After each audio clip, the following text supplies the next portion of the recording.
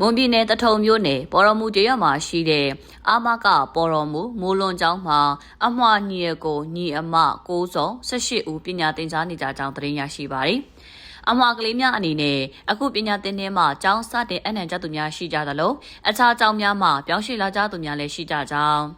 အာမကပေါ်တော်မူမိုးလွန်ကျောင်းမှာဆရာမတဦးရဲ့ပြောကြားချက်များအရသိရပါတယ်။၎င်းကဆက်လက်ပြီးတချို့အမွှာကလေးတွေကတယောက်ကတကျောင်းမှာတနေတယ်နောက်အမွှာတယောက်ကအခြားတနေရာမှာကျောင်းတက်နေရပြီးတော့မှ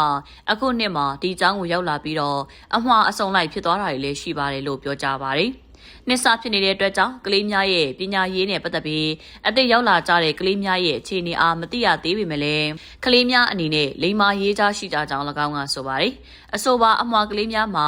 KG အတန်းမှာမတ်မေမြန်မာနဲ့မတ်မေရတနာ Grade 1အတန်းမှာမတ်ပွင့်တစ်သစင်နဲ့မတ်ပွင့်ခေတ်သစင်Grade 3အတန်းမှာမက်ရတီထွန်းနဲ့မက်ရတနာထွန်း Grade 4အတန်းမှာမောင်စော်လင်းထက်နဲ့မောင်စော်ဝင်းထက်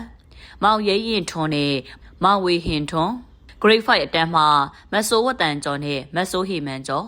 Grade 6အတန်းမှာမတ်သစင်ခိုင်နဲ့မောင်နေစော်ဦး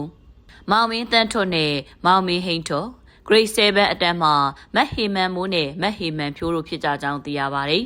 အဆိုပါအမကပေါ်တော်မူမူလွန်ကျောင်းမှာ Grade 2မှလွဲပြီး KG အတန်းမှ Grade 7အတန်းထိအတန်းတိုင်းမှာအမွှာညီအကိုညီမများပညာသင်ကြားနေကြတယ်လို့သိရကြောင်းဒေသခံတဦးဦးဝင်းစောဦးကပြောကြားပါတယ်။၎င်းကဆက်လက်ပြီးကလေးတွေကအမွှာတွေဆိုတော့ရုတ်တရက်ဆိုရင်ခွဲရခတ်တာမျိုးတွေ့ရပါတယ်။ကလေးအလုံးကလည်းပေါ်တော်မူကျေးရွာမှာနေထိုင်ကြသူတွေလို့သိရပါတယ်လို့ပြောကြားပါတယ်။အဆိုပါအမကပေါ်တော်မူမူလွန်ကျောင်းမှာ